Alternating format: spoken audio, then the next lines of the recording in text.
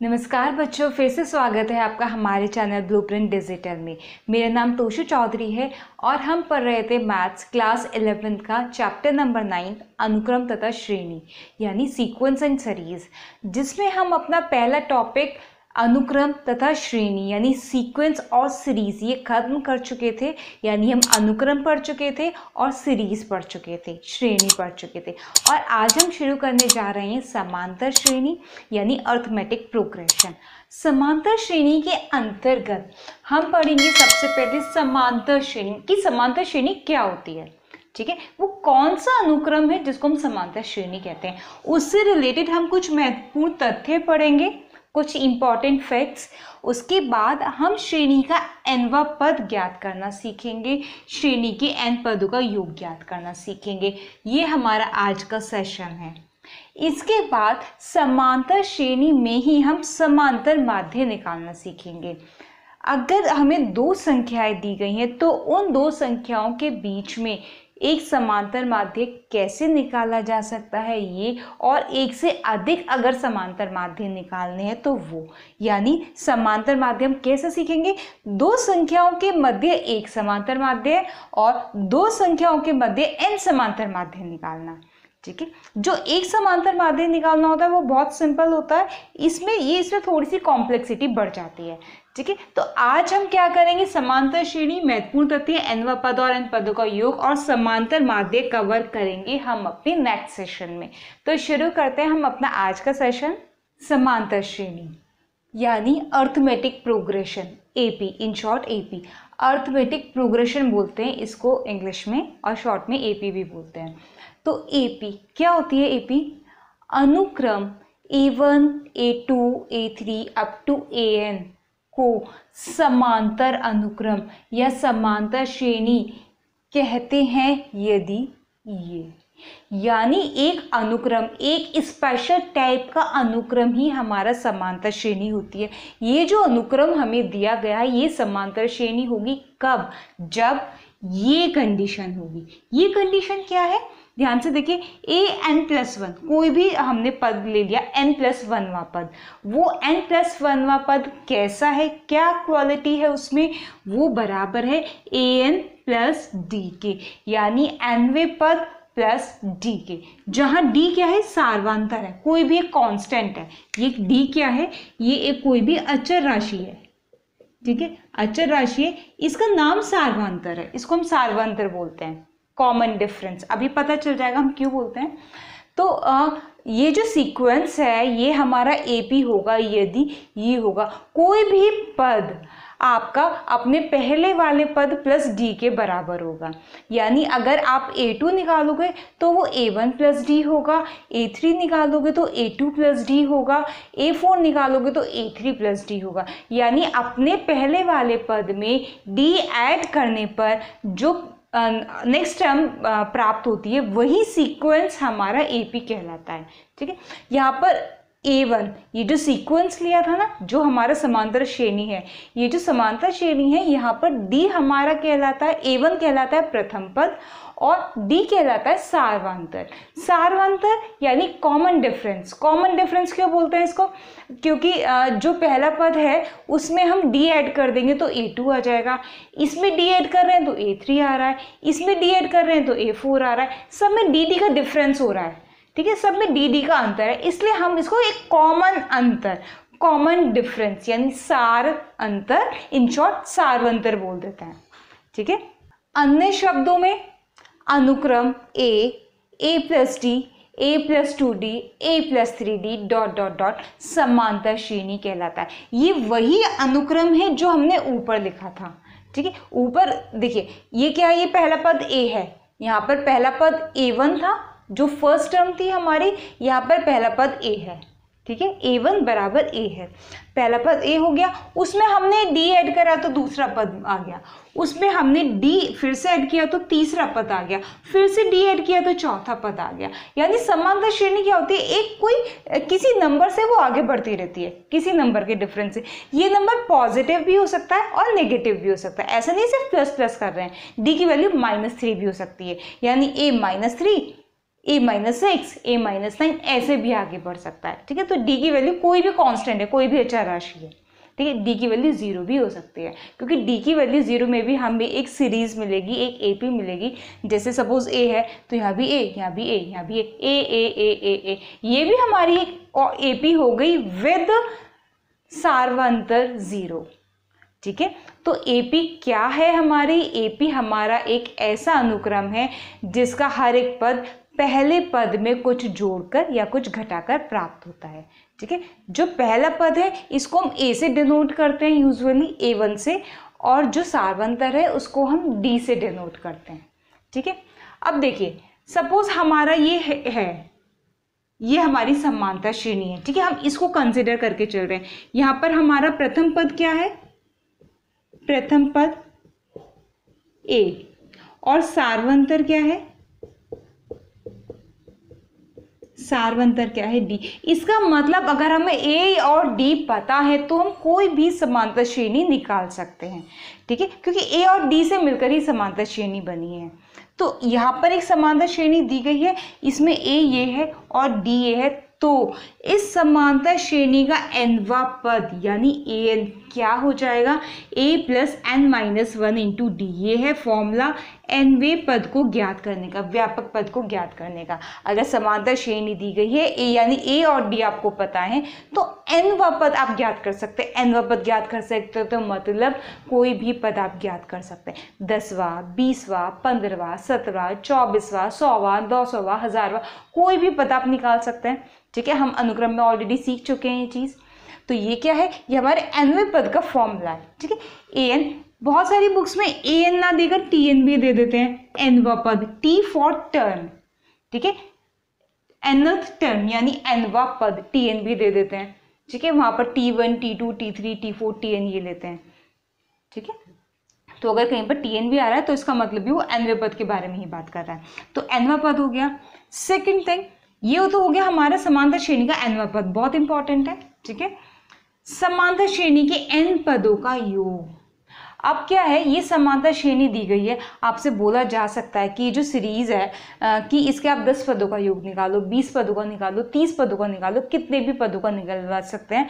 तो समांतर श्रेणी के n पदों के योग का फॉर्मूला है ये। और अगर आपको n पदों का योग पता है तो आप कितने भी पदों का योग निकाल लेंगे। 10 पदों का निकालना हो तो n की जगह पर 10 रख दो, 20 पदों का निकालना हो तो n की जगह पर 20 रख दो। एस एन से डिनोट करते हैं हम इसको। एस एन मतलब s मतलब सम यानी योग, n मतलब n पदों का, यानी अगर 10 पदों का योग निकालेंगे ना तो उसको S10 से डिनोट करेंगे।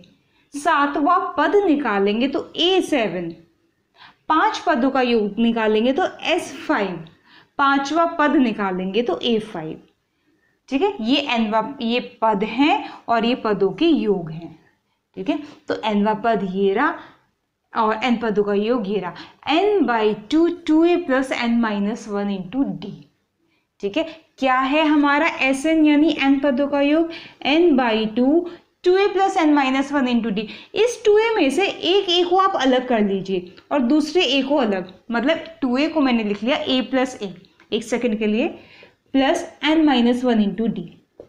ठीक है, n/2 a प्लस ये क्या है, a plus n-1 into D, nवां पद। ठीक है, a प्लस an। अगर किसी सीरीज में हमारे n पद हो, अगर किसी AP में हमारे n पद हो तो ये जो an है ये हमारा nवां पद होगा, इसका मतलब अंतिम पद होगा।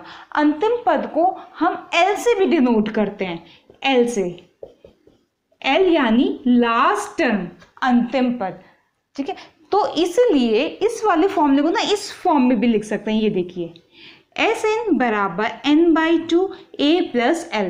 an की जगह पर क्या आ गया, an की जगह पर l आ गया। ठीक है, n/2 a प्लस an या फिर n/2 a प्लस l, जहां l क्या है, अंतिम पद है और किसके बराबर है, a plus n-1 into D के। यानी ये जो l है ये हमारा nवां पद है इन जनरल। करेक्ट। तो अभी तक हमने क्या सीखा, ये सीखा समांतर श्रेणी क्या होती है। अगर ए और डी पता है तो कोई भी समांतर श्रेणी ज्ञात की जा सकती है। समांतर श्रेणी का nवां पद यूजुअली एन से डिनोट करते हैं। समांतर श्रेणी के n पदों का योग इस फॉर्म में भी, इस फॉर्म में भी, इस फॉर्म में ना बहुत यूजफुल है, कभी कभी बहुत फ़ायदा देता है कि जब हमें अंतिम पद पता होता है और डी नहीं पता होता, तो हम ये वाला फॉर्मूला लगा के ना ऐसे निकाल देते हैं। कुछ इम्पॉर्टेंट टर्म्स देखिए, कुछ इम्पॉर्टेंट तथ्य है एपी के बारे में। यदि A1, A2, A3, A4, A5 dot dot dot एक एपी है, ये हमने एक एपी ली है, एक समांतर श्रेणी ली है जिसका सार्वंतर डी लिया है, ठीक है, इसका कॉमन डिफरेंस डी है, तब A1 plus m, A2 plus m, A3 plus m, A4 plus m dot dot dot, ये भी एक समांतर श्रेणी होगी with the same common difference, यानी जिसका सार्वंतर भी वही होगा जो ऊपर वाली श्रेणी का था, ठीक है। तो इसमें क्या है, अगर आपको कोई श्रेणी दी हुई है, कोई समांतर श्रेणी, और उसके सभी पदों में आप कोई एक कांस्टेंट टर्म, m क्या है यहाँ पर, m एक अचर राशि है, ठीक है, कोई भी एक अचर राशि आप ऐड कर दे सभी में, तो तब भी ना वो एपी ही बनी रहेगी और उसी कॉमन डिफरेंस के साथ, उसी सार्वंतर के साथ। जैसे 2 5 8 11 40, ये मेरी एपी है। ये एपी है क्यों, क्योंकि 2 + 3 5, 5 + 3 8, 8 + 3 11, 11 + 3 14, इसका डी जो है वो 3 है, सब में 3 ऐड करने से नेक्स्ट टर्म मिल रही है, तो ये एपी हो गई। अब एपी में मैं क्या कर रही हूँ, एक कांस्टेंट राशि m ऐड कर रही हूँ। m की वैल्यू आप कुछ भी ले सकते हैं अपनी मर्जी से, चलिए हम 2 ले लेते हैं। m की वैल्यू हमने क्या ले ली, 2 ले ली, तो यहाँ कितना आ जाएगा, A1 + m यानी 2 + 2 4, इसमें भी 2 ऐड करेंगे, कितना आ जाएगा 7, इसमें भी 2 ऐड करेंगे 10, इसमें भी 2 ऐड करेंगे 13, इसमें भी 2 ऐड करेंगे 16, तो ये मेरी नई एपी बन गई। देखिए ये भी एपी है, 4 + 3 7, 7 + 3 10, 10 + 3 13, 13 + 3 16, ये भी एपी हो गई, और इसका सार्वंतर कितना है 3, ठीक है, इसका सार्वंतर भी वही है जो ऊपर वाली श्रेणी का था। इसका मतलब अगर किसी एपी के सभी टर्म में हम एक कांस्टेंट नंबर, एक कांस्टेंट या एक अचर राशि हम ऐड कर दें, तब भी वो एपी ही बनी रहती है, समान सार्वंतर वाली, ठीक है, उसका कॉमन डिफरेंस भी वही होता है जो दी हुई श्रेणी का था।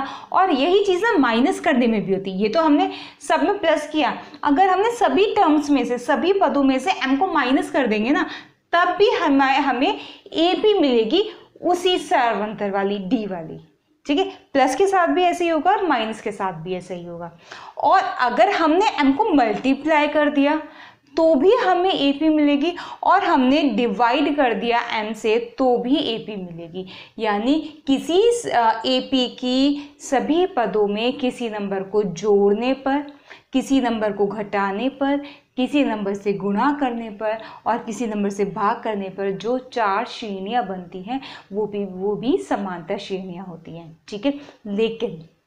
लेकिन इन 2 केसेस में, ये एक साथ 2 केसेस ले लिए मैंने, प्लस वाला भी और माइनस वाला भी, इन 2 केसेस में जो डी है वो समान बना रहता है, ठीक है, डी सेम रहता है, सार्वंतर सेम रहता है। लेकिन इस वाले केस में जो इसका डी होता है, सपोज इसको नाम दे दिया हमने D1, इसके सार्वंतर को, तो वो ना MD के बराबर होता है, यानी MD के बराबर होता है, ठीक है, यानी जो सार्वंतर इसका था उसका m गुना हो जाता है। देख लीजिए, जैसे 2 5 8 11 14 ये हमने लिया था, आप ना सब में 2 से मल्टीप्लाई कर दीजिए, तो कितना आ जाएगा 2 से मल्टीप्लाई करने में, 2 2 = 4, 5 2 = 10, 8 2 = 16, 11 2 = 22, 14 2 = 28, ये हमारी बन गई सीरीज। चेक कर लीजिए, 4 + 6 10, +6 16, +6 22, +6 28, बन गई ना एपी तो बन गई। अब डी कितना है, कॉमन डिफरेंस सार्वंतर कितना है 6, पहले कितना था 3, डबल हो गया। क्यों डबल हुआ, क्योंकि m का जो मान था 2 था, ठीक है। अगर हम सभी पदों में m से गुणा कर देंगे तो सार्वंतर भी m गुना हो जाएगा, और सभी पदों में अगर m से भाग कर देंगे तो सार्वंतर भी n से ये हो जाएगा, ठीक है, उसका mवा भाग हो जाएगा। लेकिन ये जो m है ना यहाँ पर, इसका मान 0 के बराबर नहीं होना चाहिए। ऑब्वियसली हम किसी नंबर से डिवाइड करते तो वो 0 नहीं होता, ठीक है। तो ये कुछ इंपॉर्टेंट फैक्ट्स थे, ठीक है। कुछ और चीज़ें हैं, जैसे कि अगर किसी समांतर श्रेणी में आपको दिए गए हैं कि 3 पद समांतर श्रेणी में हैं, या 5 पद समांतर श्रेणी में, या 7 पद समांतर श्रेणी में, तो अगर आपको 3 पद लेने हो ना समांतर श्रेणी में, 3 पद समांतर श्रेणी में लेने हो, तो आप लेंगे a माइनस 2d a और a प्लस 2d, ठीक है। वैसे तो आप ये भी लिख सकते हैं a plus d a plus 2d, ये भी लिख सकते हैं a minus d a plus 2d a plus d, बिल्कुल ठीक बात है, a minus d a plus d, ये 3 पद आप लेंगे अगर 3 पद आपसे लेने के लिए बोला गया है तो, ठीक है। ये हम क्यों लेते हैं, क्योंकि ना कई बार कंडीशंस ऐसी हो जाती है कि इससे सॉल्व नहीं हो पाती है ना, इससे सॉल्व हो जाती है। तो आप ना अकॉर्डिंगली देख लीजिएगा क्वेश्चन में कि अगर आप इसे सॉल्व नहीं कर पा रहे हैं, जो इक्वेशंस आपकी बन रही हैं, अगर आप 3 संख्याओं को a plus d a plus 2d लेकर हल नहीं कर पा रहे हैं, तो आपको a minus d a plus d भी ले सकते हैं। इसका भी तो कॉमन डिफरेंस कितना है, इन दोनों का कितना है, इन दोनों का है d, ठीक है, और इन दोनों का भी d है, यहाँ भी इन दोनों का भी d है और इन दोनों का भी d है। यानी अगर 3 पद आपको लेने हैं तो आप ऐसे ले सकते हैं। 4 पद लेने हो तो कैसे लेंगे, ठीक है, 4 पद लेने हो तो कैसे लेंगे, a minus 3d a minus d a plus d a plus 3d। देखिए 4 पद लेने होंगे ना, तो मैंने ये नहीं लिया कि a minus d a plus d a plus 2d, मैंने एक सीक्वेंस बना के चला है, ठीक है। मैं सोच रही हूँ कि जैसे यहाँ पे मैंने बीच में a लिखा था, यहाँ भी मैं बीच में a मान देती, लेकिन ये 4 पद है ना, तो पॉसिबल नहीं होता। a की अगर मैं 1 नंबर इधर लेती तो 1 इधर लेती, यानी ये वाली कंडीशन मेरी जब पॉसिबल है, जब ये 3 पद हो, 5 पद हो, 7 पद हो, यानी ऑड में हो, विषम संख्या हो, तब तो हम इस तरीके से मानेंगे। और अगर हमारे पास सम संख्या हो, 4 हो, 6 हो, 8 हो, तो भी इस तरीके से मानेंगे, ठीक है। यहाँ पर कॉमन डिफरेंस कितना है, सार्वंतर d है, यहाँ पर सार्वंतर कितना है, 2d है, ये 3d है और ये d है, 2d का डिफरेंस हो गया, ठीक है। तो ये जो AP बनेगी हमारी, जो हमने 4 टर्म्स लिए, इसका कॉमन डिफरेंस 2d है और इसका d है, ध्यान रखिएगा इस चीज़ को। सिमिलरली अगर हमें 5 पद लेने हैं तो हम क्या ले सकते हैं, a minus 2d a minus d a plus d और a प्लस 2d, इसी में बढ़ा दीजिए, एक पद इधर यहाँ और एक पद इधर यहाँ, ठीक है, a minus 2d a minus d a plus d a plus 2d। 6 पद लेने हो तो कैसे लेंगे, इस बार इसमें बढ़ा दीजिए, इधर भी, लेकिन इसमें 2d चल रहा है ना, तो 2d से ही बढ़ाइएगा, a minus 5d a minus 3d a minus d a plus d a plus 3d और a प्लस 5d, ये हो गए हमारे 6 पद। इसी तरीके से आपको जितने भी पद लेने हैं आप ले सकते हैं, लेकिन यूजुअली 3 और 4 पद तक ही आपको मानने होते हैं, क्योंकि इतना ही क्वेश्चन में पूछा जाता है, ठीक है। बट इन केस अगर आपको ज़्यादा मानना है तो आपको इसी तरीके से यही सीक्वेंस बनाकर आप मान लीजिए, क्लियर। अब शुरू करते हैं इनसे रिलेटेड कुछ एग्जांपल्स। यदि किसी समांतर श्रेणी का mवा पद n तथा nवा पद m हो तो pवा पद ज्ञात कीजिए, ठीक है। क्या दिया है, mवा पद m दिया है, यानी mवा पद am हो गया, कितना दिया है, n दिया है, ठीक है। जब भी समांतर श्रेणी की हम बात करते हैं तो हमें 2 चीज़ें पता होनी चाहिए, पहला पद और सार्वंतर। तो वो दोनों चीज़ें हम एज्यूम कर लेते हैं। माना समांतर श्रेणी का पहला पद यानी प्रथम पद बराबर a तथा सार्वंतर बराबर d, ये दोनों चीज़ें हमने मान ली यहाँ पर, ठीक है। इसके बाद क्या दिया है, mवा पद n दिया है, लेकिन mवा पद होगा कितना, क्या होता है nवें पद का फॉर्मूला, ए एन, एनवा पद क्या होता है समांतर श्रेणी का? A plus N minus one into D, यही होता है, हमने पढ़ा था अभी अभी। तो एनवा पद ये है, तो एमवा पद कौन सा होगा? एन की जगह पर एम रख दीजिए, एमवा पद मिल जाएगा। कितना होगा? A plus M minus one into D बराबर एन, ये दिया है इक्वेशन नंबर 1। ठीक है जी। नेक्स्ट एनवा पद एम है, एनवा पद यानी ए एन बराबर कितना दिया है? एम, एनवा पद एम दिया है। एनवे पद क्या होता है? जिस एमवा पद लिखा था ऐसे एनवा पद लिख दीजिए, A plus N minus one into D बराबर एम, इक्वेशन नंबर 2। दो समीकरण बन गई ए और डी में, दोनों समीकरणों को हल करके ए का और डी का मान निकाल लीजिए, क्योंकि ए और डी निकल गई तो समांतर श्रेणी निकल गई, और समांतर श्रेणी निकल गई तो भैया कोई भी पद हो वो हम निकाल सकते हैं। पीवा पद निकालना है, पीवा पद निकालने के लिए हमें ए और डी पहले निकालने पड़ेंगे। निकालिए, इसमें से इसको माइनस कर दीजिए, ए कैंसिल हो जाएगा। मैं नीचे लिख दे रही हूँ, A plus M minus one into D बराबर एन। इक्वेशन 1 को मैंने यहाँ लिख लिया, ठीक है। मैं माइनस कर रही हूँ इक्वेशन 2 में से इक्वेशन 1 को, समीकरण 2 में से समीकरण 1 को मैं माइनस कर रही हूँ। ये माइनस, ये माइनस, ये माइनस, ये तो कैंसिल ही हो गया। यहाँ कितना आया? N minus one minus m plus one into D, यही आएगा, यही आएगा ना। एम माइनस का हो जाएगा और 1 प्लस का हो जाएगा, इक्वल्स टू यहाँ m माइनस एम। कितना आएगा? 1 से 1 cancel, n minus m, n minus m d. यहाँ पर m माइनस एन है तो ना मैं यहाँ से 1 कॉमन ले रही हूँ ताकि यहाँ भी n माइनस एम बन जाए, और इससे ये कैंसिल होकर d का मान कितना आ जाए? Minus one. d का मान आ गया। d का मान चाहे आप इसमें रख दो चाहे आप इसमें रख दो, a का मान निकल जाएगा। 1 में रख दीजिए, समीकरण 1 में a plus M minus one into D यानी माइनस वन बराबर n, a minus m plus one बराबर एन। माइनस वन की मल्टीप्लाई कर दी, ये आ गया। यहाँ से ए कितना निकल कर आ गया? एम उधर जाकर प्लस का हो जाएगा, कितना हो गया? M plus N minus one, m plus N minus one, A का मान भी आ गया। अब देखिए ए भी आ गया और डी भी आ गया तो पीवा पद आराम से निकल जाएगा। क्या होगा पीवा पद? ए पी, यही तो होगा पीवा पद। A plus N minus one into D यानी A plus P minus one into D, क्योंकि एन की जगह पर पी है। ए और डी का मान हम निकाल ही चुके हैं, रख दीजिए। A M plus N minus one, M plus N minus one A रख दिया, plus P minus one into D, D का मान रख दिया हमने माइनस वन। अब इसको सॉल्व कर लीजिए जो भी आता है। M plus N minus one, minus की मल्टीप्लाई से minus p, minus minus plus one, 1 से 1 कैंसिल, कितना आ गया? M plus N minus p, ये आ गया जी हमारा पीवा पद। ठीक है, ये तो पीवा पद आया है। ए और डी निकालने के बाद जो भी क्वेश्चन में पूछा गया आप हर कोई चीज निकाल सकते हैं। आप पी पदों का योग भी निकाल सकते थे, ए और डी चाहिए था, दोनों निकल चुके हैं। इसका मतलब क्वेश्चन में अगर ऐसा कुछ दिया गया हो तो कोशिश कीजिए ए और डी पहचानने की।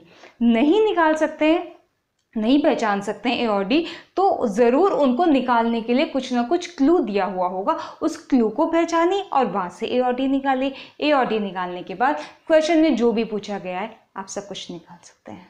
यदि दो समांतर श्रेणियों के n पदों के योगफलों का अनुपात 3n+8 अनुपात 7n+15 हो तो इनके 12वें पदों का अनुपात ज्ञात कीजिए।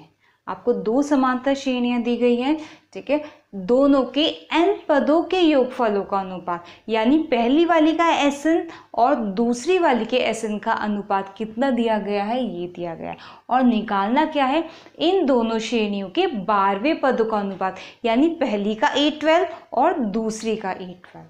क्योंकि यहाँ पर दो श्रेणियां हैं, जब भी हम श्रेणी की बात करते हैं समांतर श्रेणी की तो हम ए और डी की बात करते हैं। अब यहाँ पर दो श्रेणियां हैं तो हम पहली श्रेणी के लिए लेंगे A1 D1 और दूसरी श्रेणी के लिए लेंगे A2 D2। ठीक है, तो आप मान लीजिए, माना पहली श्रेणी के लिए पहली श्रेणी के लिए आप मान लीजिए प्रथम पद हमने ले लिया A1 तथा सार्वंतर हमने ले लिया D1। इसी तरीके से दूसरी श्रेणी के लिए मान लीजिए, दूसरी श्रेणी के लिए क्या हो जाएगा, प्रथम पद A2 तथा सार्वंतर D2। ठीक है, आप जो दिया गया है वो लिख दीजिए। प्रश्नानुसार क्या दिया है, दोनों के n पदों के योगफलों का अनुपात। n पदों का योगफल होता कितना है समांतर श्रेणी के, n/2 2a plus n-1 into D, यही होता है n पदों का योग। ठीक है, तो पहली श्रेणी के n पदों का योग कितना आ जाएगा, a और d की जगह a1 d1 रख दीजिए, यानी n/2 2a1 plus n-1 into d1। दूसरी वाली के लिए क्या हो जाएगा, n/2 2a2 plus n-1 into d2। इसमें a1 d1, इसमें a2 d2। कितना दिया है ये अनुपात, बोरा 3n plus 8 upon 7n plus 15। ठीक है, इससे तो कैंसिल हो गया क्योंकि दोनों में n है। अब आप एक चीज़ देखिए, यहाँ पर हमें SN का अनुपात दिया था दोनों के, और हमें क्या निकालना है, 12वें पदों का अनुपात, यानी हमें A12 निकालना है, पहली श्रेणी के लिए भी और दूसरी श्रेणी के लिए भी। A12 होता कितना है, देखिए AN कितना होता है, AN होता है A plus n-1 into D, यही होता है AN। तो A12 कितना हो जाएगा, A प्लस 12-1 इंटू डी, या फिर ये बोल दीजिए A प्लस 11d। यानी हमें किसका अनुपात निकालना है, A1 प्लस 11d1 और A2 प्लस 11d2। पहली वाली श्रेणी का 12वां पद और दूसरी वाली श्रेणी का 12वां पद, ये हमें निकालना है। अब हमें क्या करना है, जो हमें दिया हुआ है उसको हमें इसमें कन्वर्ट करना है।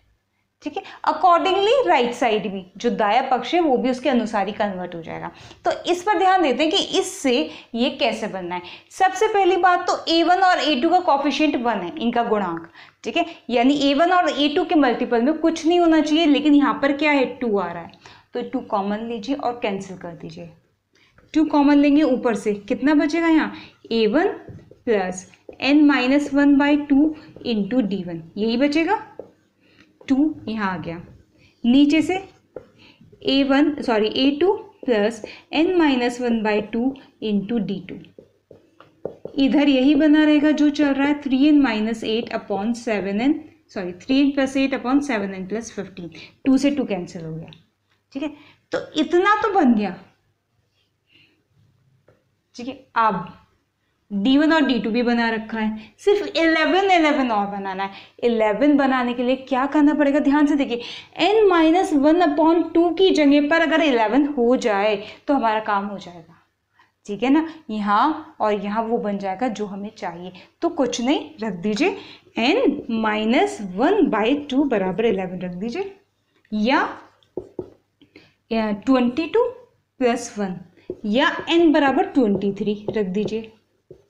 रखने पर हमने क्या किया, यहाँ पर 11 बनाने के लिए n-1/2 को 11 रख लिया, और इस इक्वेशन को सॉल्व करेंगे तो n का मान 23 आ जाएगा। यानी इस समीकरण में आप n का मान 23 रख दीजिए। देखते क्या बनता है, LHS A1 प्लस, ये तो 11 ही है, ठीक है, D1 A2 प्लस 11 D2, ये तो बन गया। राइट हैंड साइड में भी रखिए n का मान 23। ठीक है, रखिए 3 into 23 plus 8 upon 7 into 23 plus 15। 3 3 ज़ा 9, 3 2 ज़ा 6 प्लस 8 अपॉन 7 3 ज़ा 21 का 1, 7 2 ज़ा 14, 15 16 प्लस 15। 8 और 8 16 और 1 17, 7, 6 और 1 7, 1। 11 से डिवाइड कर दीजिए, 11 1 ज़ा सॉरी 11 7 जा 77, 11 1 जा 11 और 11 6 जा 66, 16 बार जाएगा। यानी हमारा क्या निकल गया, हमारा निकल गया A1 plus 11D1 upon A2 plus 11D2 बराबर 7/16। और ध्यान से देखिए क्या चीज़ है ये है पहली श्रेणी और दूसरी श्रेणी के 12वें पदों का अनुपात, जो कि हमारा आया है 7/16। इसका मतलब इस तरह का जब भी क्वेश्चन दिया जाए तो आप ना जो आपको दिया है उससे ना ये देख लीजिए कि आपको बनाना क्या है। ठीक है, जो आपको बनाना है अकॉर्डिंगली उसी के अनुसार आप n का मान रख दीजिए। अगर आपने n का मान सही चूज कर लिया तो आपका क्वेश्चन सॉल्व। That's it. तो बच्चों आज हमने पढ़ा समांतर श्रेणी का nवां पद और समांतर श्रेणी के n पदों का योग। आज की वीडियो के ऊपर बेस्ड आपका क्वेश्चन है ये, यदि किसी समांतर श्रेणी का पीवा पद 1/q यानी पीवा पद यानी AP 1/q तथा क्यूवा पद यानी AQ 1/p हो तो PQ पदों का योग ज्ञात कीजिए, यानी SPQ आपको निकालना है। तो बच्चों ये आपको क्वेश्चन सॉल्व करना है। अपने नेक्स्ट वीडियो में हम स्टार्ट करेंगे समांतर माध्य। बच्चों आपको बताना है कि आपको हमारा आज का वीडियो कैसा लगा, आपको समांतर माध्य समझ आया या नहीं आया। जो भी फीडबैक हो प्लीज़ हमारे कमेंट बॉक्स में आप हमें बताएं। अगर आपको हमारी वीडियो अच्छी लगी हो तो लाइक कीजिए और दोस्तों के साथ शेयर कीजिए। अगर अभी तक हमारे चैनल को आपने सब्सक्राइब नहीं किया है तो सब्सक्राइब कीजिए और बेल आइकन को प्रेस करना मत भूलिएगा। मिलते हैं नेक्स्ट वीडियो में। Till then bye bye.